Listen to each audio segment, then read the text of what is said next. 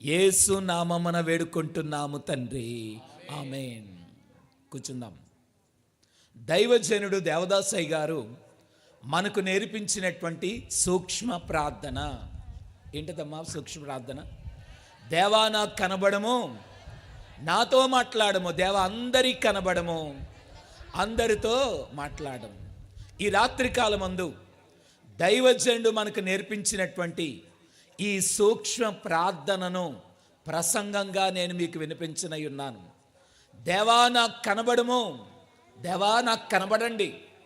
నేను ఏ విధంగా వెలిగించబడాలో, నా దుస్థితి నుండి ఏ విధంగా నేను బయటపడాలో, దేవా నీ పరిశుద్ధతను నేను ఏ విధంగా అందుకోవాలో, దేవా ఈ రోజు నాయన నీ పని కొరకు నేను వాడబడాలంటే నాకు కనబడండి తండ్రి అని దేవుణ్ణి మనందరం కూడా అడగవలసిన వారమై ఉన్నాం. దేవా నాతో మాట్లాడండి. దేవా ఎటెళ్ళాలో నాకు తెలియట్లేదు, ఏ దారిలో వెళ్ళాలో నాకు తెలియట్లేదు, నేను ఏ స్థాయిలోకి వెళ్ళాలో, ఏ అంతస్తులోకి పరలోకంలోకి చేరుకోవాలో, ఆ గురి యొద్దకు నేను చేరాలంటే నాకేమి తెలియడం లేదు. దేవా నీ చిత్తం ఏంటో నేను తెలుసుకోవాలనుకుంటున్నాను గనక దేవా నాతో మాట్లాడు. దేవా అందరికీ కనబడు అనండమ్మా. దేవా అందరిలో ఉద్యమం రావాలి, అందరూ దేవుని విషయాలు నేర్చుకోవాలి, అందరూ దేవుని కొరకు నిలబడాలి, అందరికీ వెలిగింపు కావాలి గనక దేవా నీ దర్శనమును అందరికి కనబడండి తండ్రి.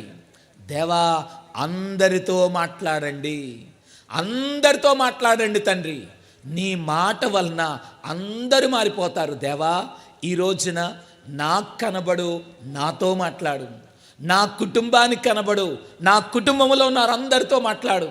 నా సంఘమునకు కనబడు, నా సంఘములో ఉన్న వారందరికి కనబడి మాట్లాడు.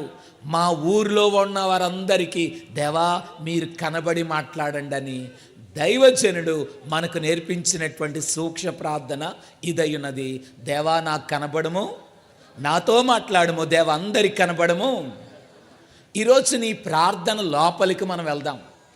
ఈ ప్రార్థన ఏం చూపిస్తుంది? ఈ ప్రార్థన మనకు చెప్పే అంశాలేంటి? ఇదే నేను మాట్లాడబోతున్నాను. వాక్యం చదువుకుందాము. అపోస్తుల కార్యముల గ్రంథము 9వ అధ్యాయము 4వ వచనము నుండి చదువుకుందాము. అక్కడ ఒక సందర్భం కనబడుతుంది. అప్పుడు అతడు నేల మీద పడి, సౌలు అనబడినటువంటి ఒక యవనస్తుడు, హింసకుడు, దూషకుడు, హానికరుడు, దేవుని సంఘాన్ని పాడు చేసేటువంటి ఆ వ్యక్తి దమస్కు మార్గములో దేవుని సంఘాన్ని హింసించడానికి తాకీదులతోటి అధికారముతోటి వెళ్తుండగా ఒక గొప్ప సంఘటన జరిగింది. చదవమ్మా.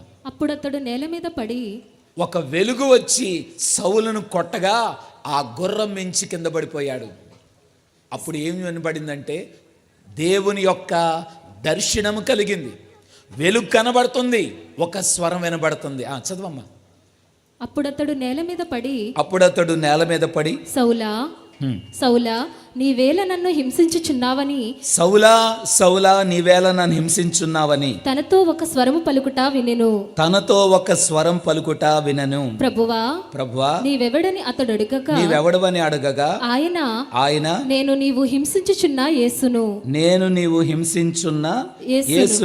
లేచి పట్టణములోనికి వెళ్ళుము, అక్కడ నీవు ఏమి చేయవలెనో అది నీకు తెలుపబడనని చెప్పెను. ప్రభునందు ప్రియులారా, ప్రభు నామమున కృపా సమాధానములు కలుగునుగాక. ఆమేన్. దేవా నాకు కనబడము, నాతో మాట్లాడము. దేవా అందరికి కనబడము, అందరితో మాట్లాడము. ఇది ఒక ప్రార్థనగా మనందరం కూడా తెలుసుకున్నాం. ఈ రాత్రికాలమందు ఇది ప్రార్థన మాత్రమే కాదు కానీ ఒక అనుభవమై ఉన్నది. ఈ అనుభవాన్ని మీరు కలిగి ఉన్నారా లేదా? ఎవరి మటుకు వారు ప్రశ్నించుకుందాం. దేవుడు కనబడి మాట్లాడే దేవుడు.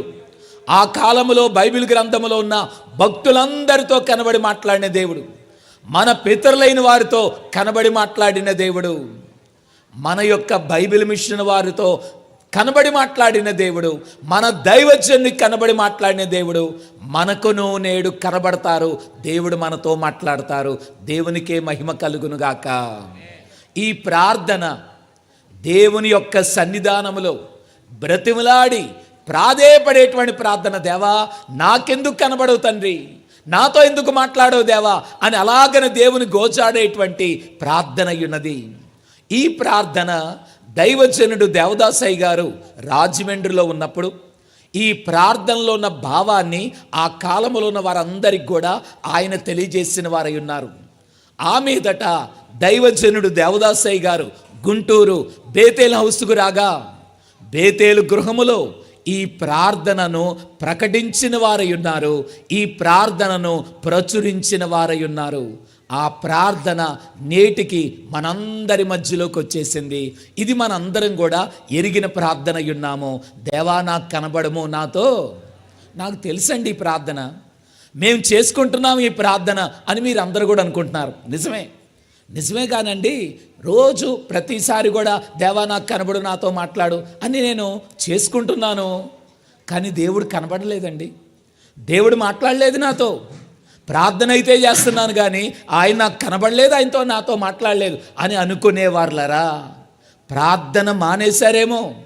దేవా నాకు కనబడము, నాతో మాట్లాడము అనే ఈ ప్రార్థన మనలను దేవుని చూపించడానికి సిద్ధపరిచే ప్రార్థన ఉన్నది. ఇదొక అనుభవము. ఈ అనుభవంలోనికి దైవజనుడు వెళ్ళారు గనక అదే అనుభవంలోనికి మనందరం కూడా రావాల్సినటువంటి వారమై ఉన్నాము. నేను కొన్ని మాటలు చెప్తాను, జాగ్రత్తగా ఈ భావాన్ని మీరందరూ కూడా పట్టుకోనండి.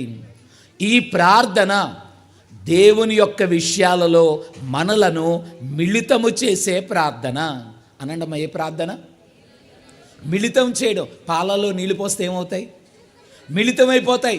అలాగన దేవుని యొక్క వాక్యములో, ప్రార్థనలో, సన్నిధిలో మనలను మిళితము చేసేటువంటి ప్రార్థన ఈ ప్రార్థన ఉన్నది. ఇది మరుగు చేసే ప్రార్థన. అనండమ్మ, ఏ ప్రార్థన? మనందరిని కూడా ఎవ్వరికి దొరకకుండా, లోకానికి కనబడకుండా, సాతాను కనబడకుండా మరుగు చేసి ప్రత్యేకపరిచేటువంటి ప్రార్థన ఉన్నది. విన్నారు, ఉన్నారు, కన్నారు. అనండమ్మా, విన్నారు, ఉన్నారు, కన్నారు. ఇప్పుడు నేను ప్రసంగం చెప్తున్నాను, మీరందరూ వింటున్నారు. ఈ ప్రార్థన గురించి నేను మాట్లాడుతున్నాను. దేవా నాకు కనబడు, నాతో మాట్లాడు, దేవా అందరికి కనబడము, అందరితో మాట్లాడము అనే ప్రార్థన గురించి నేను మాట్లాడుతుంటే మీరందరూ విన్నారు. ప్రతిరోజు టీవీలో వార్తలు వస్తాయి, వార్తలు వింటారు. ఆ తర్వాత ఏమవుద్దమ్మా? దాన్ని ఎవరు పట్టించుకోరు. వార్తల్లాగా మీరు విని వదిలేస్తారేమో. ఈ ప్రార్థన విన్నవారులరా, ఈ ప్రార్థనలో మీరందరూ ఉండాలి. ఇది నా ప్రసంగం. కాబట్టి వాక్యం వినడానికి వచ్చిన వారులరా, విన్నారు మీరందరూ కూడా ఈ విషయాలన్నీ. దైవజను యొక్క సుమక్ష ప్రార్థన మీరు విన్నారు. విన్నటువంటి మీరందరూ కూడా ఈ ప్రార్థన లోపలికి వెళ్ళండి, ఈ ప్రార్థనలో నిలబడండి. దేవుని మాటలు వినేవారులరా, ఆ వాక్యములో మీరు ఉండాలి, ఈ ప్రార్థన మీలో ఉండాలి, మీరు ఆ ప్రార్థనలో ఉండాలి. ఎప్పుడైతే మీరు విన్నారో, ఎప్పుడైతే దాంట్లో మీరు ఉంటారో అప్పుడు దేవుని విషయాలు మీరు కంటారు. అనగా దేవుడు కనబడతారు, దేవుడు మీతో మాట్లాడతారు. ఈ రాత్రి కాలమందు దేవుని వాక్యం వినడానికి ఆసక్తి కలిగి వచ్చిన మీ అందరికి కూడా ఈ దైవజనుడు మనకు నేర్పించినటువంటి ఈ ప్రార్థన గురించి నేను మీతో మాట్లాడుతున్నాను. బైబిల్ గ్రంథంలో ఉన్న భక్తులందరికీ కూడా దేవుడు కనబడి మాట్లాడిన దేవుడై ఉన్నారు.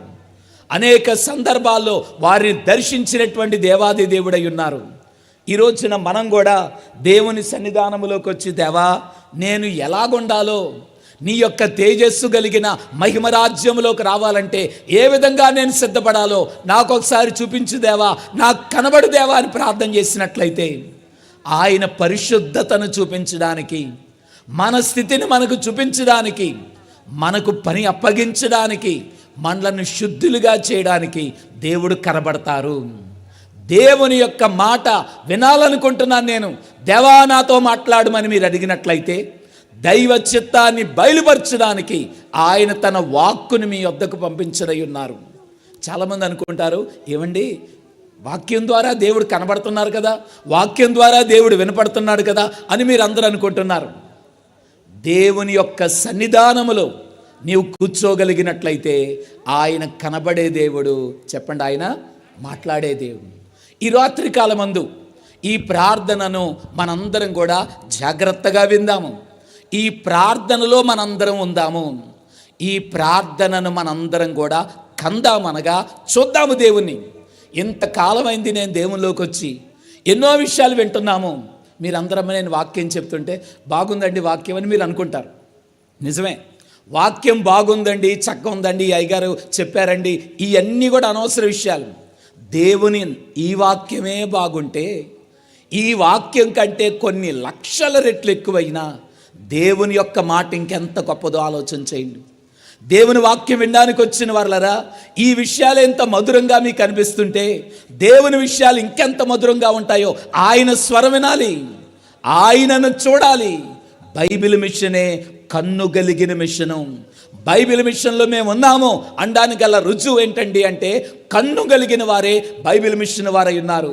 దేవా నాకు కనబడము, నాతో మాట్లాడము అనే ప్రార్థన కన్ను కలిగిన వారు చేయవలసిన ప్రార్థన అయినది. ఎలాగైనా తెప్పలు పడి, ఎలాగైనా కష్టపడి ఈ సభలైపోయినాయి గనక దేవుని యొక్క సన్నిధిలో గోజాడి దేవుని చూచే కన్ను సంపాదించండి. ఆయన స్వరం వినగలిగిన చెవిని సంపాదించండి.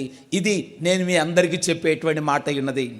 ఈ రాత్రికాలమందు దేవా నాకు కనబడము, నాతో దేవా అందరికి కనబడము, అందరితో గనుక ఈ ప్రార్థన గురించి 3 విషయాలు నేను మీతో మాట్లాడుతున్నాను. మొట్టమొదటిగా, ఎప్పుడు దేవుడు కనబడతారు, ఎప్పుడు దేవుడు మనతో మాట్లాడతారు.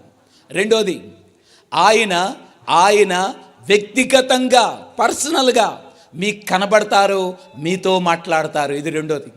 మూడోదిగా, అందరికీ సభలో కూర్చున్న వారందరూ కూడా ధ్యానంలో కూర్చోగలిగినట్లయితే అందరికి కనబడతారు. ఆయన అందరితో మాట్లాడే దేవుడై ఉన్నారు. ఈ 3 విషయాలు ఈ ప్రార్థన లోపల ఇమిడి ఉన్నాయి. కాబట్టి ఈ ప్రార్థన గురించిన అంశాలు జాగ్రత్తగా మనందరం విందాం.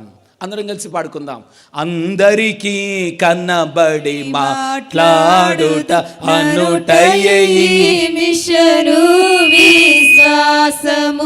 అందరికీ కనబడి మాట్లాడుదు అనుటయే ఈ మిషను విశ్వాసము. కొందరి బోధలు వేరుగా నుండును, కొందరి బోధలు వేరుగా నుండును. అందుకే మాటలాడను నేను, అందుకే మాటలాడను నేను. మనోవిచారము కూడదు నీకు, మహిమతలంపులే కావలెను.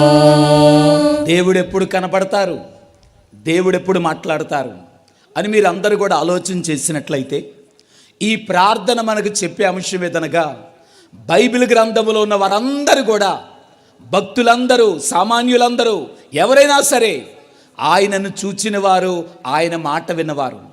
ఆ కాలము ఈ కాలము నిన్నాడేడు ఏకరీతిగా ఉన్న తండ్రి మనకు కనబడతారు, ఆయన మనతో మాట్లాడతారు. ఎప్పుడు కనబడతారు? 2 మాటలు, తారాస్థాయి, తలంపు అనండమ్మా. తారాస్థాయి ఏంటండి? 2 మాటలు. మన యొక్క జీవితములో, ఎవరి జీవితములో అయినా బైబిల్ గ్రంథమును ఆధారం చేసుకొని మనం చూసినట్లయితే, వారి యొక్క శ్రమ తారాస్థాయికి చేరుకున్నప్పుడు, వారి యొక్క ఇబ్బంది తారాస్థాయికి చేరుకున్నప్పుడు, వారి యొక్క కష్టము తారాస్థాయికి చేరుకున్నప్పుడు, వారి యొక్క ఆరోగ్య పరిస్థితి, మరణకరమైన పరిస్థితి తారాస్థాయికి చేర్చుకున్నప్పుడు దేవుడు కనబడ్డారు, దేవుడు వారితో మాట్లాడిన వారై ఉన్నారు. ఆశ్చర్యకరుడైన తండ్రి ఆశ్చర్యమైన కార్యాలు చేసిన వారై ఉన్నారు. సభలో కూర్చున్న వాళ్ళరా, మీ జీవితములు కూడా, అయ్యా నా పరిస్థితి ఏం బాగోలేదు, మా ఇంట్లో పరిస్థితి బాగోలేదు, నా ఒంట్లో పరిస్థితి బాగోలేదు, నా చుట్టూ ఉన్న పరిస్థితులు ఏమాత్రం బాగోలేవు అని ఒకవేళ దిగులుతో కూర్చున్నట్లయితే, మీ పరిస్థితి కూడా తారాస్థాయికి వచ్చినట్లయితే, దేవుడు నిన్ను దర్శించే దేవుడు. అలాంటి క్లిష్ట పరిస్థితుల్లో దేవుడు నిన్ను దర్శించి ఆయన కనబడి మాట్లాడే దేవుడై ఉన్నారు. చాలా సాక్ష్యాలు మీరందరూ కూడా వింటారు. ఎవరి జీవితంలో శ్రమ, ఇబ్బంది, శోధన తారాస్థాయికి వచ్చిందో వారందరి యొక్క జీవితాల్లో బైబిల్ గ్రంథంలో మీరు చూసినట్లయితే ప్రభు కనబడ్డారు, ప్రభు వారితో మాట్లాడారు.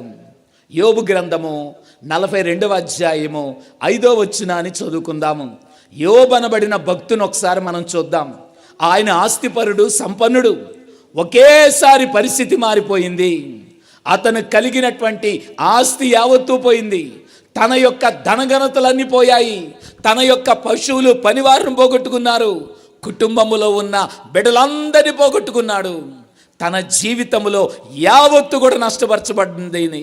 తన యొక్క శరీరము, ఆరోగ్యం అంతా కూడా చాలా క్లిష్ట పరిస్థితిలోకి వచ్చింది.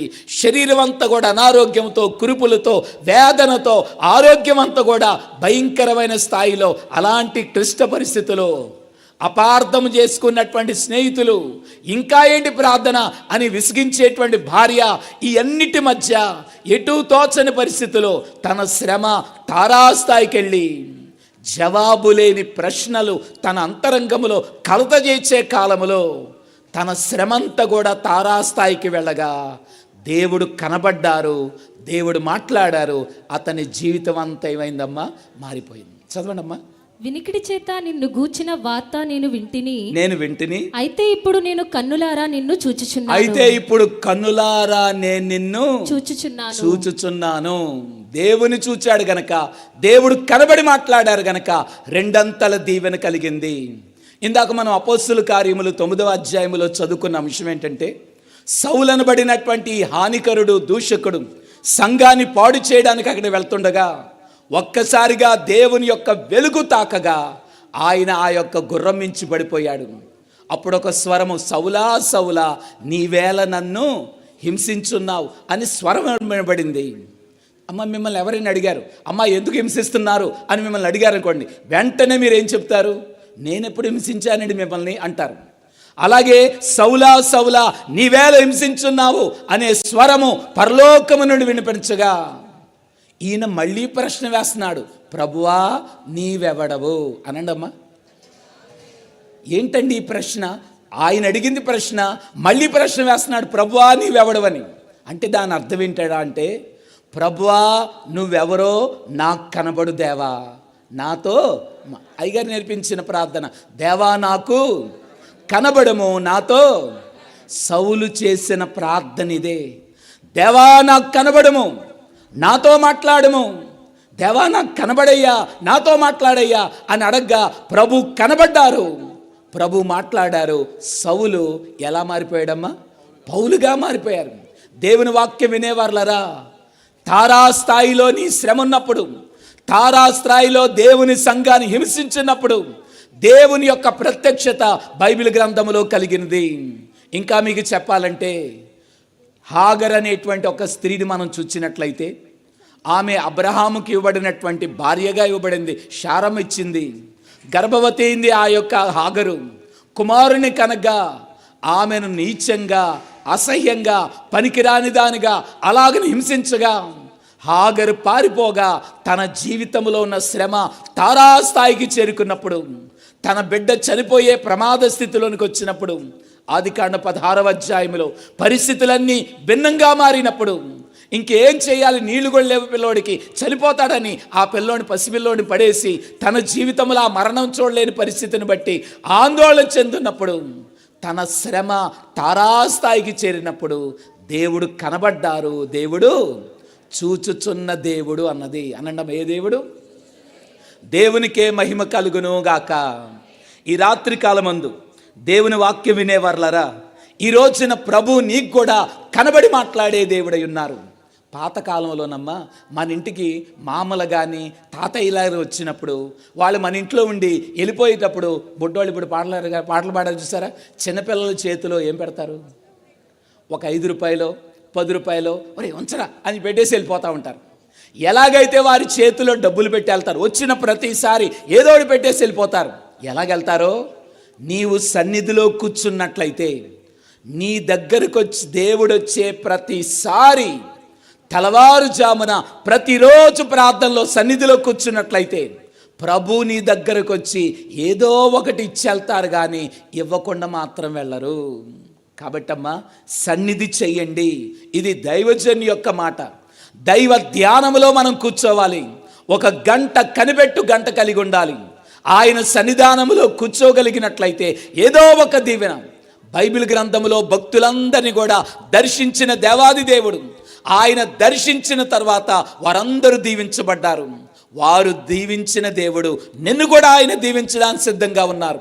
గనక నీ శ్రమ తారాస్థాయికి చేరుకున్నట్లయితే ప్రభువు నీకు కనబడి మాట్లాడే దేవుడై ఉన్నారు. రెండోదిగా తలంపులు అంటే ఏంటండి?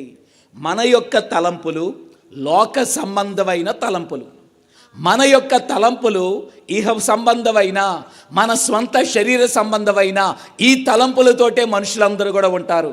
ఏ పని చేయాలన్నా పనికి ముందు మన తలంపులే మనలోకి వచ్చేస్తాయి. ఏదైనా మాట్లాడాలన్నా మాట్లాడే ముందు తలంపులు మనలోకి వస్తాయి. ఈ తలంపులన్నీ కూడా పరిస్థితులను బట్టి, పరిణామాలను బట్టి మారిపోతూ ఉంటాయి. దైవ తలంపు కలిగి ఉండండి. మీ యొక్క తలంపులు దేవుని వైపు మలపండి. అంటే ఏంటండి? మనోనిదానము అనండమ్మా. మనసు, మనందరం మనసు కలిగిన వారం. మనసు ఎప్పుడు పరిగెడతా ఉంటుంది. ఈరోజు మీరు ఇక్కడ కూర్చున్నారు, కానీ మనసు ఏమో తెలుసా? ఇక్కడి నుంచి హైదరాబాద్ వెళ్తుంది, ఇక్కడి నుంచి అమెరికా వెళ్తుంది, ఇక్కడి నుంచి ఇంటికి వెళ్తుంది, మళ్ళీ ఇక్కడికి వస్తుంది, మళ్ళీ అటు వెళ్తుంది, ఇటు వెళ్తుంది, పరిగెడతానే ఉంటుంది మనసు. పరిగెడుతున్నటువంటి ఈ మనస్సును ఈ రోజున నిదానంగా ఉంచండి. నిదానంగా ఉంచి యేసు యొక్క కథ వైపు మలపగలిగినట్లయితే, మీ యొక్క మనస్సును నిదానపరిచి ప్రభు వైపు అలాగ మలపగలిగినట్లయితే దేవుడిని కనబడతారు, దేవుడు నీతో మాట్లాడతారు. మీ తలంపులు దేవుని తలంపులుగా ఆయనకు స్వాధీనపరచండి. మీ తలంపులను దేవుని చేతిలో పెట్టగలిగినట్లయితే, ఆయనకు స్వాధీనం చేయగలిగినట్లయితే దేవుడు కనబడతారు. దేవుడు మీతో మాట్లాడే దేవుడై ఉన్నారు. నేను మీ అందరికమ్మా తాడిమళ్ళ వాక్యం వినడానికి వచ్చిన మీ అందరికీ నేను ఒక సలహా ఇస్తున్నాను. మీరందరి ఇంట్లో బీరువాలు ఉన్నాయి. బీరువాలో ఏం పెడతారమ్మా? చాలా విలువైనటువంటి ఆభరణాలు, విలువైనటువంటి వస్తువులు, మీకు ఇష్టమైన వస్తువులు, ఇష్టమైన బట్టలు, ఇంకా విలువైనటువంటి కాగితాలు ఏవైతే ఉన్నాయో, డబ్బు యావత్తు చాలా ఏదైతే భద్రంగా ఉండాలో అవన్నీ తీసుకెళ్ళి బీరువాలో పెడతారు. మీరమ్మ 3 రోజులు ఈ సెలవులో కూర్చొని వాక్యాలు విన్నారు. నేను ఇది అయిపోయిన తర్వాత, అమ్మ రేపొద్దున వచ్చే వారం ఎక్కడైనా కనబడితే 3 రోజులు వాక్యం విన్నారు కదమ్మా, ఏ వాక్యం చెప్పారు చెప్పండి అని అడిగితే చెప్తారమ్మా? ఏమోనండి, ఏదో బీరువా గురించి చెప్పారండి అయ్యగారు, విజయవాడ నుంచి వచ్చి అంటారు. గనుక అసలైన వాక్యం గుర్తుండదు. కాబట్టి ఏంట్రా అంటే, ఈ వాక్యము చాలా జుంటె తేనె దారల కంటే ఎంతో, భూమి ఆకాశముల కంటే, వెండి బంగారముల కంటే ఎంతో విలువైనటువంటి ఈ వాక్యం అనే ఈ సంపదను కూర్చోవడం ఒక దీవెన, వెండం ఒక దీవెన, ప్రార్థించిన ఒక దీవెన, గానాపలాపన చేయడం ఒక దీవెన, ఈ సహవాసములో క్రమములో ఏకీవించిన ఒక దీవెన. ఈ భాగ్యాలన్నీ కూడా మూటగట్టుకొని తీసుకెళ్ళి ఎక్కడ పడితే అక్కడ పడేస్తే అవన్నీ ఒకడు దోచుకొని వెళ్ళిపోతున్నాడు. అందుకనే ఏమి గుర్తుండట్లేదు. మీ అందరికీ నేను ఇచ్చే సలహా ఇదనగా, మీ ఇంట్లో ఎలాగైతే బీరువాలు ఉన్నాయో మనోనిదానం అనే బీరువాని పెట్టుకోనండి. అనండి, ఏ బీరువా? మనోనిదానం అనే బీరువాని పెట్టుకోండి. ఈ మనోనిదానం అనే బీరువా ఇంట్లో ఉన్నట్లయితే దేవుని దగ్గర సంపాదించినది ఏదైనా సరే తీసుకెళ్ళి ఆ బీరువాలో దాసేయండి. చిరకాలం మీతోనే ఉంటుంది. ఎందుకనగా దేవుని దగ్గర సంపాదించింది ఏదైనా దోచుకోవడానికి ఒకడు లోకంలో తిరుగుతున్నాడు. ఎవడాడు? సాతానుడు. దేవుని మాటలు వినేవారులారా, ఈ రాత్రి కాలమందు మీ తలంపులను దైవ తలంపులుగా ఆయన స్వాధీనపరచండి. మనస్సును ప్రభు వైపు మలపండి. ఎప్పుడైతే మీ తలంపులు ఆయన తలంపులుగా స్వాధీనపరుస్తారో దేవునికి, దేవుడు కనబడతారు, దేవుడు మనతో మాట్లాడతారు. 2 విషయాలు ఎప్పుడు కనబడతారండి? నీ జీవితంలో ఉన్న పరిస్థితులు తారాస్థాయికి చేరినప్పుడు, నీ యొక్క అంతరంగములో నీ తలంపులు దేవుని వైపు మలిపినప్పుడు, మనోనిదానం కలిగి ఉన్నప్పుడు తప్పనిసరిగా దేవుడు కనబడతారు. దేవుడు మనందరితో కూడా మాట్లాడే దేవుడై ఉన్నారు. బైబిల్ గ్రంథంలో భక్తులైన వారందరు కనబడిన దేవుడు. ఆ యొక్క యాకోబు గారిని చూసినట్లయితే 28వ అధ్యాయం ఆదికాండములో తన యొక్క అన్నను మోసం చేసి పారిపోతుండగా గలిబిలి కలిగిన పరిస్థితులు, ఎటలాలో తెలియని పరిస్థితులు, తారా స్థాయిలో తన శ్రమ ఉండగా అలాగని ఏం చేయాలో తోచగా ఒక రాయిని దిండుగా చేసుకొని పడుకొనగా దేవుని యొక్క ప్రత్యక్షత అతన్ని ధైర్యపరిచింది, అతన్ని స్థిరపరిచింది, అతని గొప్పగా వర్ధల చేసింది అయి ఉన్నది. ఈ రాత్రి కాలమందు ప్రభువుని కనబడిన, ఆయనను చూచిన అంతయు యావత్తు కూడా సరిపోయేదైనది. రెండోదిగా మనం వెళ్దాము. రెండోదిగా చూచినట్లయితే, దేవా నాకు కనబడము, నాతో మాట్లాడు. దేవా అందరికి కనబడము. చెప్పడం అందరితో వ్యక్తిగతంగా దేవుడు మనందరికి కనబడి మాట్లాడే దేవుడై ఉన్నారు. మన తలంపులు దేవుని తలంపులుగా మార్చుకోవాలి. మన తలంపులను దేవునికి స్వాధీనం చేయాలి. ఒక ఉదాహరణ చెప్తాను. మోషే గారు ఉన్నారు. నా జీవితం అండి ఎటూ కాకుండా అయిపోయింది. అటు కన్నవాళ్ళకి దూరం అయిపోయాను, పెంచిన వాళ్ళు కూడా నన్ను తరివేశారు. ఈ రోజున ఎటూ కాకుండా, ఎవరికి తెలియకుండా ఇదిగో గొర్రెలు కాసుకుంటా బతుకుతున్నాను. ఐగుప్తు దేశం ప్రపంచానేలే దేశం. అలాంటి ప్రపంచానికి అధినేతగా ఉన్న ఆ యొక్క ఐగుప్తు దేశం యొక్క రాజరికంలో రాజు తర్వాత రాజు హోదా కొరకు రాజకుమారుడిగా ఉన్న ఈ మోషే చిటికేస్తే 100 మంది వెనక నిలబడేవారు. ఆయన నడుస్తుంటే పాదాభివందనాలు చేసేవారు. ఆయన నిలబడాలనుకుంటే గుంపుగా అందరూ వచ్చి ఆయన పైకెత్తుకునేవారు. పలకీలో తిరిగేవాడు, పంచభక్ష పరమాణాలు తినేవాడు. రాజ వస్త్రములు, పట్టు వస్త్రములతో, నగలతో, అధికారముతో మొత్తం కూడా అలాగన రాజభవనములో నివసించిన ఈ మోషే ఈరోజు నేల మీద పడుకుంటున్నాడు. మట్టి కొట్టిపోయిన బట్టలతో ఉంటున్నాడు. ఎండలో తిరుగుతున్నాడు, గొర్రెల వెనకాల తిరుగుతున్నాడు, అటన్నిటిని మందలు తోలుతున్నాడు. ఇదేంటయ్యా, నువ్వు అంత పెద్ద రాజకుమారుడు కదా, ఇదేంటి ఇక్కడేం చేస్తున్నావు? ఇదేంటి ఈ గొర్రెల పని ఏంటి? ఇదేంటి ఎండలో తిరగడం ఏంటి? ఇదేంటి నేల మీద పడుకోవడం ఏంటి? ఈ బట్టలు ఏంటయ్యా, ఈ అవతారం ఏంటి అని అడుగుతుంటే, ఏంటి నువ్వేనా? అవును నేనే. ఏం చెప్పమంటారండి? గతి లేక అనండమ్మా, గతి లేక ఈ పరిస్థితి. ఎటు కాకుండా అయిపోయాను. నా జీవితం అయిపోయిందండి. ఇంక 80 సంవత్సరాల వయసు వచ్చింది కనుక ఇంతటితో నా జీవితం అయిపోయింది. ఎవరికి కనబడకుండా నా బ్రతుకేదో బతుకుంటూ వెళ్ళిపోతాను, అయిపోయింది నా జీవితం అనుకుంటున్నాడు. దేవుడు కనబడి మాట్లాడగా, మండుచున్న పొద ద్వారా దేవుడు మోషే కనబడి మాట్లాడగా, తన యొక్క తలంపులను దేవునికి స్వాధీనపరచగా, ఆయన తలంపులను తనలోనికి తెచ్చుకొనగా మోషే యొక్క జీవితం మారిపోయింది. అక్కడే క్రొత్త ప్రారంభం మొదలైంది. ఈ స్థలములో కూర్చున్న మీరు కూడా, నా జీవితం అయిపోయిందండి, ఆఖరికి వచ్చేసిందండి, ఏమి ఉపయోగం లేదు, గతి లేని పరిస్థితిలోకి వచ్చేసాను, అన్ని దారులు మూసుకుపోయినాయి, ఎందుకు పనికి రాకుండా అయిపోయాను అనుకునేవారులారా, ప్రభు యొక్క ప్రత్యక్షత నీ జీవితాన్ని మార్చగలిగిందై ఉన్నది. మోషేను దేవుడు ఒక గుర్తింపిచ్చి గొప్ప విమోచకుడుగా, ఐగుప్తు దేశాన్ని గజగజలాడించగలిగినటువంటి దేవుని యొక్క ప్రతినిధిగా వాడుకున్న తండ్రి, ఆయన ప్రత్యక్షత, ఆయన తలంపులు దైవ తలంపులుగా మార్చుకున్నాడు కనుక గొప్ప స్థితిలో మోషేను దేవుడు వాడుకున్నాడు. నిన్ను కూడా ఈ రాత్రి కాలమందు ఆయన వాడుకోవడానికి సిద్ధంగా ఉన్నాడని గమనిద్దాము. మోషే యొక్క తలంపులు వేరుగా ఉన్నాయి. మోషే తన తలంపులను దేవునికి స్వాధీనపరిచాడు గనక తన మాట వేరుగా ఉంది, తన నడవడిక వేరుగా ఉంది, తన ప్రార్థన వేరుగా ఉంది, తన యొక్క ఉద్దేశాలన్నీ వేరుగా ఉన్నాయి.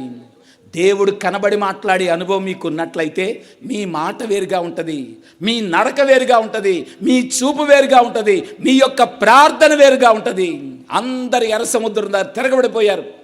మోషే ఏంటి దారి లేకుండా ఎర్ర సముద్రం తీసుకొచ్చావా?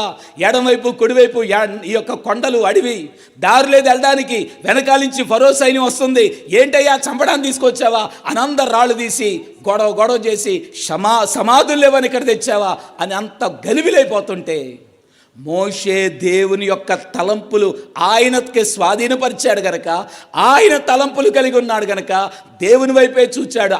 నా దేవుడు ఆదుకునే దేవుడు. మోషే ఏంటి ఆగిపోయావేంటి, సాగిళ్ళు అన్నారు దేవుడు. అంతే. మోషే విశ్వాసముతో అడుగు వేయగా చెప్పడం సముద్రమే అయిపోయింది, పాయిలైపోయింది. సభలో కూర్చున్న వాళ్ళరా, దేవుని యొక్క స్వరము, ఆయన యొక్క ప్రత్యక్షత నీ జీవితంలో కూడా దాటలేని సమస్య, దూకలేని సమస్య, ఈదలేని సమస్య, ఏం చేయలేని సమస్యల మధ్య ఇరుక్కుపోయినట్లయితే ఆయన దాటించగలిగిన సమర్థుడైన దేవుడై ఉన్నాడు. మారా నీళ్ళు చేదు, అందరు గలిబిలైపోతే మోషే, దేవా ఇదయ్యా పరిస్థితి. మోషే ఆ చెట్టు కొమ్మై అంతే, ఆ కొమ్మ తీసుకొచ్చాడు. ఏమైపోయినా మారా నీళ్ళు మధురంగా మారిపోయినాయి. వాక్యం వినేవర్లరా, తన తలంపులు దేవునికి స్వాధీనపరిచాడు గనక, ఆయన తలంపులు మోషే కలిగి ఉన్నాడు గనక, ఏ పరిస్థితి వచ్చినా, ఎంత ఆటంకాలు వచ్చినా, యుద్ధం వచ్చినా, నీళ్ల కొరత వచ్చినా, ఏ ఆహారం కొరత వచ్చినా అన్నిటిని కూడా జయించుకుంటూ సాఫీగా వెళ్ళిపోయినటువంటి వ్యక్తి అయి ఉన్నాడు. తన జనాంగాన్ని నడిపించిన వాడై ఉన్నారు. ఈ రాత్రి కాలమందు మీ కుటుంబాన్ని నడిపించేవార్లరా, చాలా భారంగా ఉందండి కుటుంబాన్ని నడిపించడం. ఎలా నడిపించాలండి? కష్టాల్లోంచి, బాధల్లోంచి, ఇదిగో కోర్టు కేసు వచ్చింది, ఇదిగో ఈ యొక్క పోలీస్ కేసు వచ్చింది, ఇక్కడేమో చదువుల్లో ఇలాగైంది, ఇదిగో ఫీజు కట్టాలండి, ఈ అప్పుల భారం ఒకటి, నాకేమో అనారోగ్యం వచ్చింది, ఇదేమో కొత్త రకం జబ్బంట, ఏం చేయమంటారండి? ఈ పరిస్థితుల్లో నా కుటుంబం ఉందని ఎలాగ నడిపించాలని ఆలోచన చేసేవార్లరా, దేవుని వైపు మీ తలంపులను మలపండి. ఆయన వైపు మీ తలంపులు చూపించగలిగితే ఆయన కనబడి మాట్లాడే దేవుడు. ఆయన ఒక్క మాట నీ జీవితాన్ని మార్చగలిగిందై ఉన్నది. కాబట్టమ్మా ఎప్పుడు దేవుడు కనబడి మాట్లాడతారు? తారాస్థాయిలోకి వచ్చినప్పుడు, నీ తలంపులు ఆయన వైపు మలిపినప్పుడు ఆయన కనబడి మాట్లాడే దేవుడై ఉన్నారు. రెండోదిగా వ్యక్తిగతంగా, దేవుడు వ్యక్తిగతంగా నీకు కనబడి మాట్లాడే దేవుడు అంటే పర్సనల్గా. బైబిల్ గ్రంథంలో కూడా అబ్రహాము గారితో పర్సనల్గా దేవుడు మాట్లాడారు. సమరయ స్త్రీతో పర్సనల్గా దేవుడు మాట్లాడారు. ఈ రోజున బైబిల్ గ్రంథంలో ఉన్న భక్తులైన వారితో వ్యక్తిగతంగా, యెషయా ప్రవక్తతో అత్యున్నత సింహాసనం మీద ఆయన ఆసీనుడై ఉండగా వ్యక్తిగతంగా దేవుడు కనబడి మాట్లాడారు. యెషయా గ్రంథం 6. వ్యక్తిగతంగా దేవుడినితో కనబడి మాట్లాడే దేవుడు. ఇక్కడ నేను 3 విషయాలు చెప్తున్నాను. గృహిణితో మాట్లాడిన దేవుడు, గోప్యంగా మాట్లాడిన దేవుడు, గుడారములో మాట్లాడే దేవుడు. అనండమ్మా, గృహిణులతో మాట్లాడే దేవుడు, గోప్యంగా మాట్లాడే దేవుడు. అమ్మా, గుడారములో. మీరందరూ గృహిణులమ్మా. ఏంటండి గృహిణులు? ఎందుకు గృహిణులు? స్త్రీలందరికీ ఆ పేరు వచ్చిందంటే మీరు గృహాలు కట్టేవారు. గృహాలు కట్టేవారు గనక మీరు గృహిణులు. అంటే ఏంటండి? కుటుంబాన్ని నడిపించే సారథులు మీరే. కాబట్టమ్మా, కుటుంబమును ఎలా నడిపించాలి? ఓడుదుడుకులు లేకుండా, గోతులన్నీ రోడ్డంతా గోతులున్నా సరే ఏమాత్రం కుటుంబం అనే బండి పడిపోకుండా జాగ్రత్తగా ఎలా తిప్పాలి, ఎలా ఆదుకోవాలి, ఎంత స్పీడ్లో వెళ్ళాలి, ఎంత స్లో వెళ్ళాలి, ఎలాగ తప్పించాలా రాళ్ళని అన్నీ ఎరిగిన వారు గనక కుటుంబాన్ని సాఫీగా నడిపించేవారు మీరే. పిల్లలను పెంచేవారు మీరే. పిల్లల యొక్క బాగోగులు చూసుకునేవారు మీరే. భర్త యొక్క బాగోగులు చూసుకునేవారు మీరే. కుటుంబం యొక్క క్షేమం కోరుకునేవారు మీరే. అలాగేనమ్మా, ప్రయాసపడేవారు మీరే. అన్నం పెట్టేవారు మీరే. ఇంకా చెప్పాలంటే కనబడకుండా కన్నీరు కార్చేవారు కూడా మీరే. మీరందరూ గృహిణులు, గృహాలను కట్టేవారు గనక బైబిల్ గ్రంథములో స్త్రీలైన వారితో ప్రభు కనబడి మాట్లాడిన దేవుడై ఉన్నారు. ఉదాహరణగా మీకు చెప్పాలంటే బైబిల్ గ్రంథంలో రెబ్కా అనబడినటువంటి ఒక గృహిణి కనబడుతుంది. ఆమెకు సంతానము లేదు. ఇస్సాకు యొక్క జీవితంలో మనం చూసినట్లయితే ఆమెకు సంతానము లేనప్పుడు దేవుడి రోజున ఆ యొక్క రెబ్కాతో దేవుడు మాట్లాడమ్మా, నీ గర్భములో 2 జనపదములు పుట్టనై ఉన్నాయి, నీకు నేను సంతానం ఇవ్వనై ఉన్నాను, 2 జనాంగాలు నువ్వు తల్లి కాబోతున్నావు అని దేవుని యొక్క ప్రత్యక్షత, ఆయన కనబడి మాట్లాడినటువంటి దేవుడై ఉన్నాడు. దేవుని వాక్యం వినేవార్లరా, గృహిణులతో దేవుడు మాట్లాడారు. 1 సమూయేలు గ్రంథములో 1వ అధ్యాయములో హన్నా అనబడిన గృహిణి చాలా ఆవేదనతో, నిందల మధ్య, అవమానాల మధ్య తన కుటుంబంలో తట్టుకోలేక దేవుని యొక్క సన్నిధానములో ఆయన గుడారము దగ్గర కూర్చొని దేవా అని ఆయన ప్రత్యక్ష గుడారం దగ్గర కన్నీరు కార్చగా దేవుని యొక్క ప్రత్యక్షత ఆయన కనబడి మాట్లాడగా ఆమె కుటుంబం చక్కబడింది.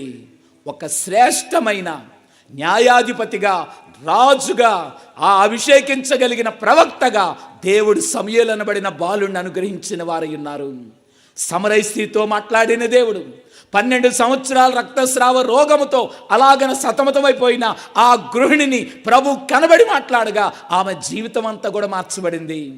సభలో కూర్చున్న వాళ్ళరా, మగ్దలేని మరియతో అమ్మా అని మరియా అని పిలిచి కన్నీటిని తుడిచి ఆనందాన్ని ఇచ్చిన తండ్రి, ఈ స్థలములో కూర్చున్న నీ జీవితంలో కూడా గృహిణులైన మీతో కూడా ఆయన కనబడే దేవుడు. ఆయన మనతో, మనం చేయవలసిన ప్రార్థన, దేవా నాతో దేవా నాకు కనబడుమన్న దేవా దర్శనమగును నీకు, దేవా నాకు కనబడుమన్న దేవా దర్శనమగును నీకు, పావనంబగు రూపము చూచి బహుగా సంతోషింపగలవు ఏకాంత స్థలము కోరుము దేవుని ప్రార్థింప ఏకాంత స్థలము చేరుము, దేవా మాటలాడు మన్నా దేవా వాక్కు వినబడు నీకు, దేవా మాటలాడు మన్నా దేవా వాక్కు వినబడు నీకు, నీవు అడిగిన ప్రశ్నలకెల్లా నిజము తెలియనగును నీకు, ఏకాంత స్థలము కోరుము దేవుని ప్రార్థింప ఏకాంత స్థలము చేరుము. గృహిణులతో మాట్లాడిన దేవుడు. సామెతల గ్రంథం 31వ అధ్యాయము 26 నుండి 29 వరకు మనం చూసినట్లయితే, జ్ఞానవంతురాలైన గృహిణి ఏ రీతిగా తన కుటుంబాన్ని కట్టుకుంటుందో, ఏ రీతిగా తన యొక్క భర్తను చూసుకుంటుందో, ఏ విధంగా పతివ్రత ధర్మముని కలిగి ఉంటుందో, ఆ గృహిణి యొక్క కార్యాలన్నింటి గురించి వివరించబడ్డాయి. నేను కూడా అలాంటి గృహిణిగా ఉండాలి అనే ఆలోచన మీకున్నట్లయితే చెప్పండి, ఎవరిని చూడాలమ్మా? దేవుని చూడాలి. దేవా నాకు కనబడము నాతో. నేను ఇంకో గృహిణిని మీకు చూపిస్తున్నాను. మత్తయి సువార్త 27వ అధ్యాయం 19వ వచనములో, పిలాతనబడినటువంటి ఆ దేశమును ప్రభు యొక్క జీవించిన కాలములో, ఆయన శిలువ శ్రమ కాలములో గవర్నర్గా ఉన్న పిలాతు యొక్క భార్య. ఈమె కూడా గృహిణి. ఈమె రోమీలు గనక వారికి ప్రార్థన అంటే తెలీదు, దేవదూతలంటే తెలీదు, దేవుని వాక్యం అంటే తెలీదు, ఏమీ తెలీదు. కానీ యేసు ప్రభుని గురించి విన్నది, ఆయన గురించిన మాటలు, ఆయన గురించిన కార్యాలన్నీ విన్నది గనక, యేసయ్యను గురించిన తలంపు కలిగి ఉంది గనక, ఆలోచన కలిగి ఉంది గనక, ప్రార్థన చేసుకుంటుంది గనక, ఒకానొక సమయాన, క్లిష్ట సమయాన, ప్రభు యొక్క శిలువ శ్రమలో తీర్పిచ్చే సమయాన ఆమెకు ప్రభు కనబడ్డారు. ప్రభు ఆమెతో, దేవుడు కనబడ్డారు, దేవుడు మాట్లాడారు. ఆయన కనబడి మాట్లాడగానే ఆమె జీవితంలో నా కుటుంబాన్ని నేను కాపాడుకోవాలి. ఆయన మహోన్నతుడైన దేవుడు, ఆయన రాజులకు రాజు అయ్యున్నాడు, అత్యున్నత సింహాసనం మీద ఆసీనుడయ్యున్నాడు. ఆయన రేపొద్దున్న భర్త మేమందరం ఆయన ముందు నిలబడాలి. నా భర్త గనక యేసు ప్రభుని సిలువేయమని ఆయన ఆజ్ఞించినట్లయితే, తీర్పు తెచ్చినట్లయితే లేనిపోని ముప్పు నా కుటుంబానికి వచ్చేస్తుంది. నా భర్తని నేను కాపాడుకోవాలి, నా కుటుంబాన్ని నేను కాపాడుకోవాలని ఈ గృహిణి వెంటనే ఉత్తరం రాసి పంపించింది. ఏమని రాసిందంటే, ఆ నీతిమంతి జోలికి పోవద్దు అంది. వాక్యం వినేవాళ్ళరా, నా కుటుంబాన్ని నేను కట్టుకోవాలి, నా కుటుంబం పాడైపోకూడదు, నా కుటుంబం శ్రమ పాలవకూడదు, నా భర్తను నేను కాపాడుకోవాలి అని ఎలాగైతే నీతిమంతుడు అని అక్కడ మాట్లాడిందామా? దేవుని మాటలు వినేవారులారా, యేసయ్య నీతిమంతుడు అని ప్రభుని చూచింది గనక, ఆయన మాట వింది గనక వెంటనే తన కుటుంబాన్ని కాపాడుకున్నట్లుగా, అయ్యా నా కుటుంబాన్ని, నా భర్తను, నా పిల్లలను, ఇప్పుడు అందరు కంప్లైంట్లు అయ్యాయి, పిల్లలు మాట వినట్లేదండి, అయ్యా నా భర్త మాట వినట్లేదండి, ఇదే కంప్లైంట్. అమ్మ మాకు కూడా సోషల్ ఒకటి ఉంటే అక్కడికి ఒక వింత అయినటువంటి అనుభవం. ఒక తల్లిదండ్రులు 9th క్లాస్ చదువుతున్నాడు పిల్లోడు, వాడు సరిగ్గా స్కూల్కి వెళ్ళట్లేదని కంప్లైంట్ టీసీ ఇచ్చేస్తామన్నారు. చాలా ఏంట్రా ఇలాగెందుకు జరిగిందిరా, స్కూల్కి వెళ్తున్నాడు రోజు, మళ్ళీ ఇలా జరిగింది ఏంట్రా అని ఆ పిల్లల తల్లిదండ్రులు కలిసి ఆరాతీగా ఈ పిల్లోడు చిన్న వయసులోనే మత్తు పదార్థాలకు అలవాటైపోయాడు. చితక్ కొట్టినా, గదిలో పెట్టి తాళాలేసినా అలవాటు మానట్లేదు. దేవుని యొక్క ఎన్ని విషయాల్లో ఎక్కడ తీసుకెళ్ళాలి, ఆ డాక్టర్ ఈ డాక్టర్ డబ్బులన్నీ ఖర్చు పెట్టినా ఎక్కడా పని అవ్వలేదు. దేవుని సన్నిధిలో కామొచ్చి దేవాని కన్నీరు కార్చగా, దేవుని సన్నిధిలో ప్రాధేయపడగా ప్రభు కనబడ్డారు, ప్రభు మాట్లాడారు. ఆ పిల్లోడు ఆ వ్యసనం నుండి బయటపడ్డాడు. తన కుటుంబం అంతా ఏమైందమ్మా, చక్కబడింది.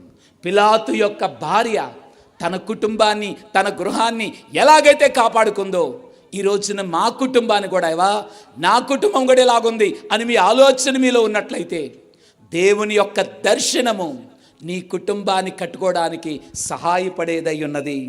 చూడమ్మా, నీతిమంతుడు అని మాట్లాడింది. ఈ రోజున ప్రభుని నేను చూడాలంటే నాకు కూడా ఆశ ఉందండి, ప్రభుతో మాట్లాడాలనే ఆశ నాకు కూడా ఉందండి అని మీరు అందరూ కూడా అనొచ్చు. ఇప్పుడమ్మా ఇంటికి వెళ్ళారు, ఒకరింటికి వెళ్ళి అమ్మ కొంచెం మంచినీళ్ళు ఇవ్వండి అని మధ్యాహ్నం అడిగారు. అడగగానే మీరు మంచినీళ్ళు అడిగారని ఆమె ఏం చేస్తుందంటే లోపలికి వెళ్ళి ఫ్రిడ్జ్లో ఉన్నటువంటి బాటిల్ తీసి చల్లనీళ్ళు తీసుకొని గ్లాసులు 2 కడిగేసి ఆ గ్లాసుల్లో ఈ నీళ్లు పోసి ట్రేలో పెట్టుకొని మీ దగ్గర తీసుకొని వచ్చింది. తెచ్చేంత వరకు మనం ఏం చేయాలి? కనిపెట్టాలి. సన్నిధిలో కూర్చున్న వెంటనే దేవా నాకు కనబడేయాలి, కనబడలేదండి అని మనోనిదానంలోంచి వెళ్ళిపోతూ ఉంటారు, ప్రార్థనలు వెళ్ళిపోతారు. ఆమె మంచిళ్ళు తెచ్చేంత వరకు ఎలాగైతే కనిపెట్టామో దేవుని సన్నిధిలో దేవుని చూడడానికి, ఆయన మాట వినడానికి మిమ్మల్ని మీరే అలాగ సిద్ధపడి కనిపెట్టగలిగితే, కనిపెట్టే ఉద్యోగాన్ని నేర్చుకునండి. అలా కనిపెట్టగలిగితే ప్రభు కనబడతారు, ప్రభు మనతో మాట్లాడతారు. నోవాహు నీతిమంతుడై ఉన్నాడు. ఆదికాండం 6వ అధ్యాయంలో నీతిమంతుడైనటువంటి నోవాహు నీతిని బట్టి దేవుడు కనబడ్డారు, దేవుడు మాట్లాడారు, దేవుడు పని అప్పగించిన వాడై ఉన్నారు. ఈ రాత్రి కాలమందు నీ యొక్క గృహమును కూడా కట్టుకోవాలనే ఆలోచన కలిగిన వాళ్ళరా, దేవుని యొక్క నీతి కలిగి ఉండండి.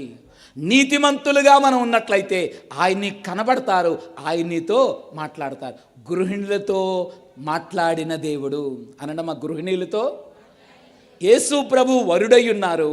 ఆయన సంఘం అనబడిన మనము ఏమై ఉన్నాము? గడి చెప్పండమ్మా. వధువై ఉన్నాం. ఆయన పెళ్లి కుమారుడిగా రాబోతున్నారు. మనందరం కూడా ఎలా వెళ్ళాలి? పెళ్లి కుమార్తెగా మధ్యాకాశంలోకి వెళ్ళాలి. కాబట్టమ్మా, సృష్టికర్త అయిన దేవుడే సృష్టిలో మరుగైపోవడానికి వచ్చేశారు. ఆరోహణ పండుగ మన జరిగింది. 14వ తారీఖు నేను ఆరోహణ పండుగ జరగగా ఆయన అలాగా ఆరోహణ వెళ్తుండగా మేఘం ఆయన కమ్ముకొనగా మేఘములో మరుగైపోయాడు. అలాగేనమ్మా, 10 దినాలు వారిని మేడగదిలో కూర్చోమని చెప్పి వారందరూ ఆ మేడగదిలో శిష్యులందరూ కూర్చొని ఉండగా 120 మంది ఆయన పరిశుద్ధాత్మగా వారిలోనికి వచ్చి వారిలో ఈ రోజున ఆయన అలాగ కలిసిపోయిన వారై ఉన్నారు. కాబట్టమ్మా, దేవుని వాక్యం వినేవారులారా, ఈ రోజున ఆయన సన్నిధానంలోకి వచ్చిన మనందరం కూడా యేసు ప్రభు వరుడైతే మనం ఏమై ఉన్నాము? వధువై ఉన్నాము. ఈ గొర్రెపిల్ల భార్యగా ఉన్న వధువు సంఘాన్ని ఆయన పరలోక రాజ్యానికి తీసుకెళ్ళి మరుగు చేయబోతున్నారు.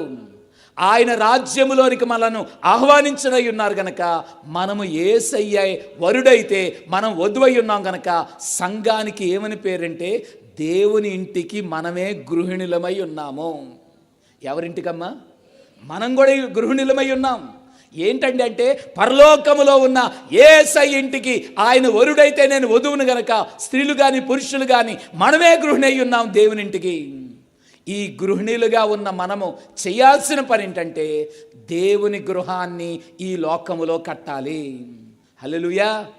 దేవుని యొక్క గృహాన్ని మనందరం కూడా కట్టవలసిన వారమై ఉన్నాం. నేను ఆయన గృహిణిని గనక దేవుని యొక్క సంఘము కొరకు నేను పాటుపడాలి, ఆయనకు సంఘము కొరకు నేను పని చేయాలనే ఆసక్తితో ఉన్నట్లయితే దేవుడు కనబడతారు, దేవుడు మనతో మాట్లాడతారు. రెండోదిగా చూసినట్లయితే గోప్యంగా కనబడి మాట్లాడే దేవుడు అనడం ఎలాగా? ఏంటండి? రహస్యంగా, సీక్రెట్గా దేవుడు కనబడి మాట్లాడతారు. ఏంటండి? బైబిల్ గ్రంథంలో కన్యకైన మరియను ఒకసారి మనం చూద్దాం. ఆమె యొక్క జీవితంలో దేవుని చిత్తాన్ని నెరవేర్చడానికి, పరలోకపు దేవుని యొక్క సంకల్పాన్ని నెరవేర్చడానికి నేను రెడీ అని యేసయ్యను దేవాది దేవుని గర్భమును ధరించడానికి ఆమె సిద్ధపడిపోయింది. ఇంకేముందమ్మా? పెద్ద గొడవ మొదలైంది. పెళ్లి కాకుండా గర్భవతి అయినట్లయితే ఆ ఊరిలో పెద్ద గొడవ అయిపోద్ది. ధర్మశాస్త్రం ప్రకారం ఆ కాలంలో అలాగన గర్భవతి అయిన అమ్మాయిని రాళ్లతో కొట్టి ఏం చేస్తారమ్మా? చంపేస్తారు. అటు మరణము, నింద, అవమానము, హేళన, లోకులు కాకులు గనక అసహ్యంగా మాట్లాడతారు. పుట్టింటి వారు అమ్మా ఇదేం పని అమ్మా తలకాయ పట్టుకుంటారు. ఆ చేసుకోబోయే మెట్టింటి వాళ్ళు కూడా ఈ గర్భవతానం అని మేమెళ్ళకు పెళ్లి చేసుకుంటామండి అని వాళ్ళు అంటారు. ఈ గొడవ అంతా తట్టుకోలేక నాకొద్దండి ఈ అమ్మాయిని పారిపోవడానికి చేసుకోబోయే అబ్బాయి కూడా రెడీగా అయిపోయాడు. ఇలాంటి క్లిష్ట పరిస్థితిలో ఉండగా, నింద మధ్య, అవమానం మధ్య, హేళన మధ్య, రాళ్ల దెబ్బల మధ్య, ఇలాంటి ఆందోళనకరమైన పరిస్థితిలో ఇంకా జరగదండి పెళ్ళి అనుకున్న పరిస్థితిలో ఉండగా గోప్యంగా దేవుడు కనబడి మాట్లాడారు. పర్సనల్గా దేవుడు కనబడి మాట్లాడారు. సీక్రెట్గా దేవుడు కనబడి మాట్లాడారు. ఆయనను చూచిన అంతయు మరియ చేసిన పని అదే. దేవా నాకు కనబడము, నాతో మాట్లాడము అని అలాగ ప్రార్థన చేయగా ఆయనను చూడగా దేవుడే చక్కబెట్టేశారు. అటు యోసేపుతో మాట్లాడింది ఆయనే, మరియతో మాట్లాడింది ఆయనే. నిందల్లో నుండి, అవమానములో నుండి, హేళనలో నుండి, రాళ్ల శ్రమలో నుండి అన్నిట్లోని తప్పించుకొని అవలేలగా దాటుకుంటూ దైవ సంకల్పాన్ని ఆ కుటుంబము నెరవేర్చిందై ఉన్నది.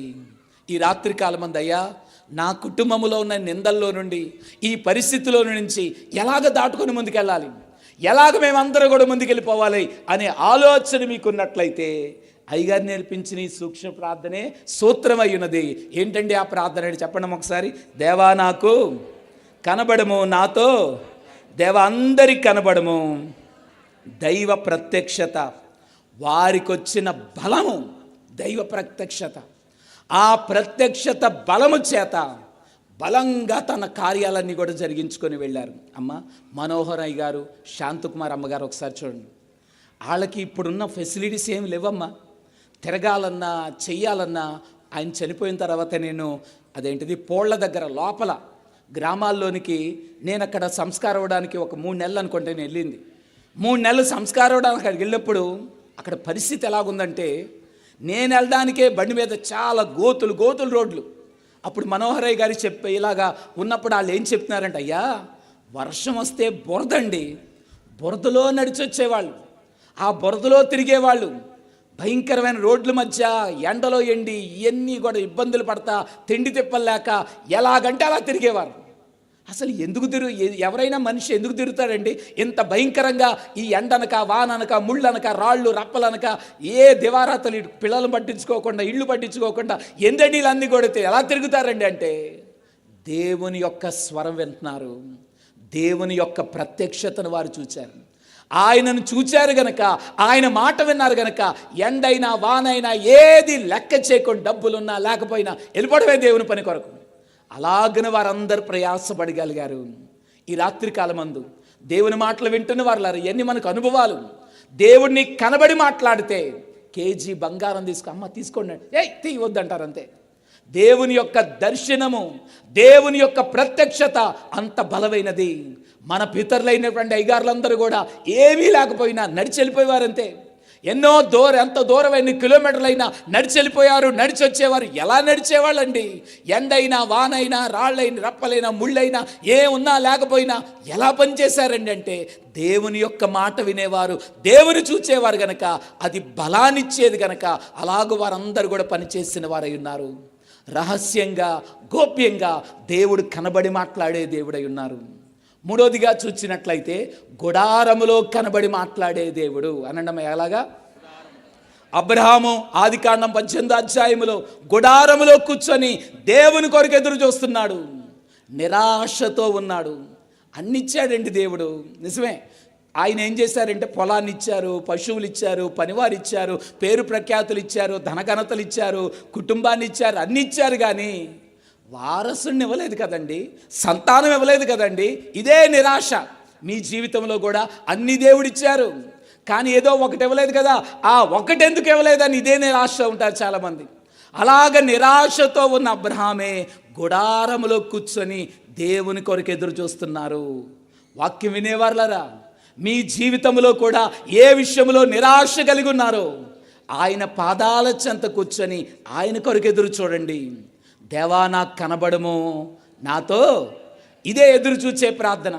ఆయన కొరకు అలాగే ఎదురు చూస్తున్నాడు కనుక దేవుడు అతన్ని దర్శించారు, ప్రభు అతనికి కనబడ్డారు.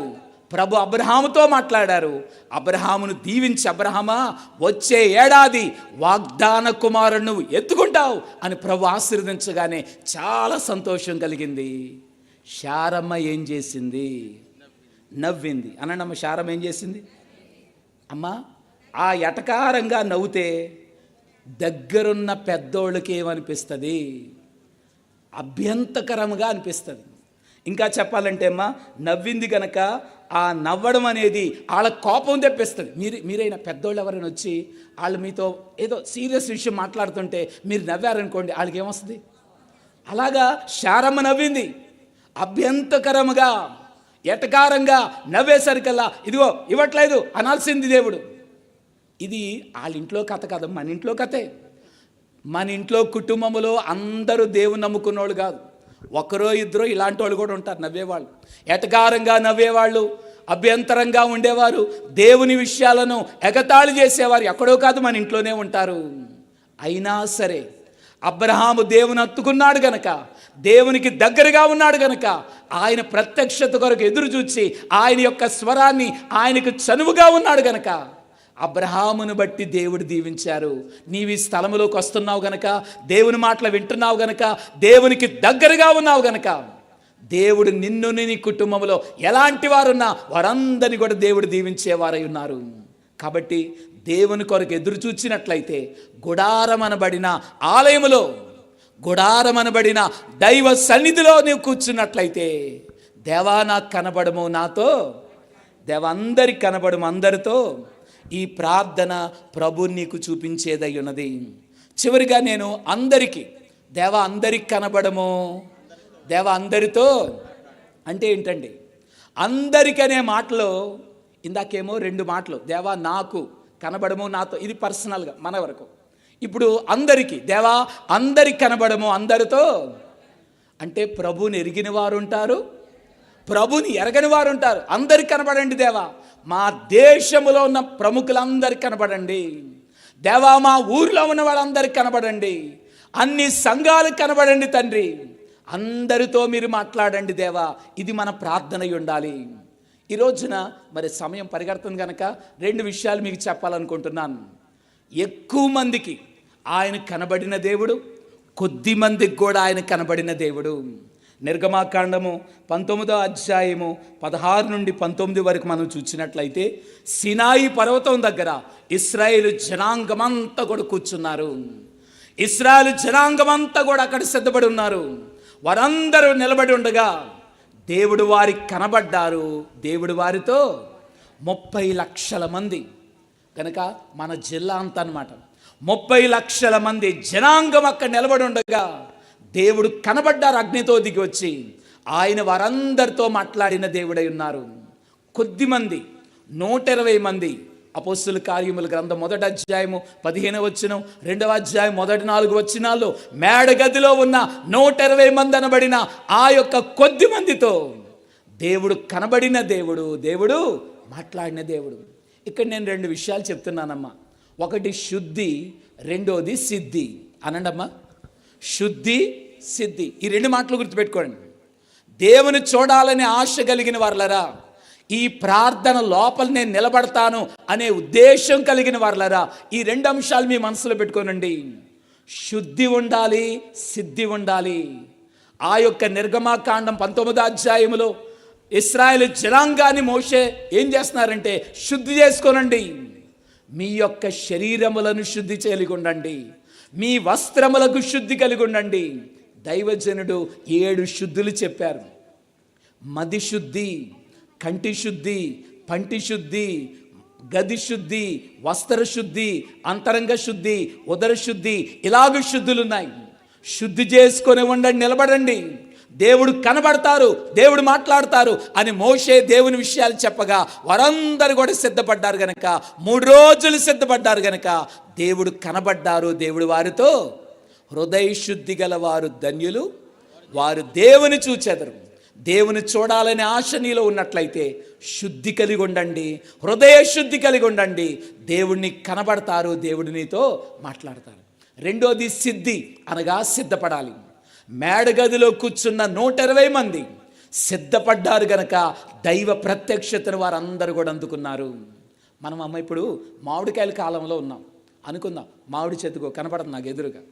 ఆ చెట్టుకాయలన్నీ పచ్చికాయలు కోసేసాం. చెట్టుకాయలు పచ్చికాయలన్నీ కూడా కోసేసి అవి పండాలంటే ఏం చేయాలి? ఏమేయాలి? గడ్డేసి ఎక్కడ ఏం చేయాలి? కావేయాలి, లేకపోతే మాగబెట్టాలి. అలాగా మాగబెడితే ఆ పచ్చికాయలు ఏమవుతాయి? 10 రోజులు దేవుడు వీళ్ళు 120 మందిని ఏం చేశాడు? ఆయన కావేశారు.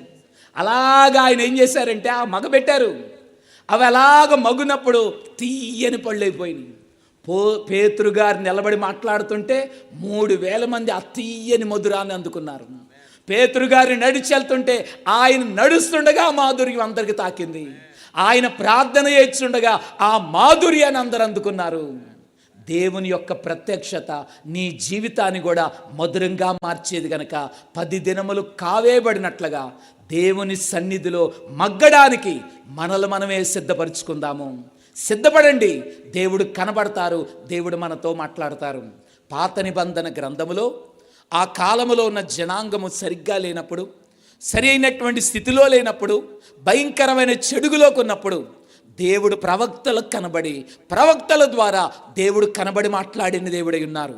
ఈ ప్రవక్తలు దేవుని యొక్క మాటలను తీసుకొని అందరికి అందించిన వారై ఉన్నారు. ఒకటి ప్రవక్త, రెండోది ప్రవర్తన. అనండమ్మా, ప్రవక్త, ప్రవర్తన. దేవుణ్ణి కనబడి మాట్లాడుతుంటే నీవు కూడా ప్రవక్తగా మారిపోతావు, ప్రవక్తినిగా మారిపోతావు. ఎలాగ మారగలుగుతావునంటే మన ప్రవర్తన బట్టి. సభలకు వచ్చిన వాళ్ళరా, గత సంవత్సరం నుంచి ఎన్నో సభలు జరుగుతున్నాం మనం. ఈ సభకు వచ్చిన తర్వాత అదే వ్యక్తిగా మనం ఉండొద్దు. నా ప్రవర్తన మార్చుకుంటాను. బైబిల్ మిషన్ వారం గనక ఈ సభల ద్వారా ఇంకొక అంతస్తులోకి నేను వెళ్తాను, ఇంకొక అనుభవంలోకి నేను వెళ్తాను. నా ప్రవర్తన నేను మార్చుకుంటానని మన జీవితాలను మార్చుకుందాము. దేవుడు కనబడతారు, దేవుడు మనతో. అమ్మ, ఇక్కడ ప్రభుని చూడకుండా, ఇక్కడ ప్రభుతో మాట్లాడకుండా ఒకేసారి పరలోకి వెళ్ళిన తర్వాత అండి అక్కడ చూస్తానండి, అక్కడ మాట్లాడతానంటే కుదరదు. ఎక్కడుండగానే చూడాలి, ఇక్కడుండగానే ప్రభుని చూడాలి, ఇక్కడుండగానే ప్రభుతో మాట్లాడాలి, ఇక్కడుండగానే దేవునితో చనువు కలిగి ఉండాలి. అప్పుడు పెండ్లి కుమార్తెగా ఆ స్థలములో ఆయన ప్రక్కన కూర్చొని ఈ సహవాసం, ఈ అనుబంధము, ఇవన్నీ కూడా ఆ అంతస్తులోకి వెళ్ళాలంటే ఒకే ఒక చిన్న ప్రార్థన. దేవా నాకు కనబడము, దేవ అందరికి కనబడి అందరితో మిళితము చేసే ప్రార్థన, నిన్ను మరుగు చేసే ప్రార్థన, ఆయనలో నిన్ను కలిపి మిళితము చేసే ప్రార్థన. ప్రభువులో మిళితం చేయబడ్డానికి, ఆయన వాక్యములో మిళితం చేయబడ్డానికి పరిశుద్ధాత్మ మేడగదిలో కూర్చున్న వారి లోపలికి ఎలాగైతే మిళితమైపోయిందో వారి జీవితాల్లోనికి దైవ ప్రత్యక్షత కూడా మన జీవితంలో మిళితం అవ్వాలి. ఎందుకు ఈ ప్రార్థన చెప్పానంటే మన మిషన్ ఏ మిషను? Bible machine. ఇది ప్రత్యక్షత ద్వారా అందుకున్న మిషన్. దేవుని యొక్క రాత, దేవుని యొక్క శబ్దము ద్వారా బయలుపడిన మిషన్ గనక ఆయన బయలుపరిచే విషయాలు మనం తెలుసుకోవాలంటే మనకు కూడా ఈ అనుభవం కలిగి ఉండాలి. ఆ అనుభవంలోకి నడిపించే ప్రార్థన. దేవా నాకు కనబడము, దేవా నాకు రాతో, దేవా అందరికి కనబడము, అందరితో. ఈ ప్రార్థనలో ఉన్న భాగ్యము, ధన్యత, దీవెన తండ్రి మనందరికి అనుగ్రహించును గాక. అందరికీ కన్నబడి మాట్లాడుదు ననుటయ్యే మిషను విశ్వాసము. అందరికీ కన్నబడి మాట్లాడుదు ననుటయ్యే ఈ మిషను విశ్వాసము. కొందరి బోధలు వేరుగానుండును, కొందరి బోధలు వేరుగానుండును. అందుకే మాటలాడను నేను, అందుకే మాటలాడను నేను. మనో విచారము కూడదు నీకు, మహిమతలంపులే కావలెను. ప్రార్థన. మహోన్నతుడైన మా తండ్రి, మా రక్షక, నీకే వందనం చెల్లించుకున్నాం ప్రభువా. విత్తబడిన వాక్యమును స్థిరపరచండి. నేడునో దేవుడు కనబడి మాట్లాడునని ఈ అంశాన్ని వీరి మనసులో వచ్చి వెళ్ళాం గనక అందరికి కనబడే దేవుడు, అందరికీ ఉజ్జీవం కావాలి, అన్ని సంఘాల్లో దేవుని ప్రత్యక్షత కావాలి గనక ప్రభు నన్ను కనబడ్డారు, ఆయన ఆత్మతో నన్ను నింపారని ఆయన చూడగలిగిన అనుభవం ప్రతి ఒక్కరికి దయచేయండి. విత్తబడిన వాక్యమును స్థిరపరిచి ఫలింపచేయమని ప్రార్థన చేస్తున్నాం. నీ దాసుడిని ఆయన మనోహర్ అయ్యగారు అమ్మగారు స్థాపించిన ఈ పనిని బిడ్డలు ఇరువురు కొనసాగిస్తున్నారు గనక వీరితో కూడా మీరు నిలబడండి. ఏది అవసరమో అనుగ్రహించండి. ఏది చేయబోతున్నారో వారి కార్యాలని సఫలపరచండి. వారి కుటుంబములను బిడ్డలను ఆత్మీయ బిడ్డలైన ఈ సంఘములన్నింటినీ దీవించండి. ప్రతి వారి యొక్క జీవితంలో దైవ ప్రత్యక్షత గొప్పదై ఉన్నదని ఈ ఆసక్తి కలిగిన సంఘమును మరింత ఆసక్తి కలిగిన వారుగా, ఆత్మ కలిగిన వారుగా దీవించి వర్ధల చేయమని, ఈ పరిచర్యను వర్ధల చేయమని త్వరగా రానయ్యున్న యేసు నామమున వేడుకుంటున్నాం తండ్రి, ఆమేన్. అందరికీ మరణాత. ఆహ్వానించినటువంటి అయ్యగారికి, ఇరువురు అయ్యగారికి, మనోహర్ అయ్యగారి యొక్క బిడ్డలకు, గవర్నింగ్ బాడీ సభ్యులైన మిలంటన్ గారికి,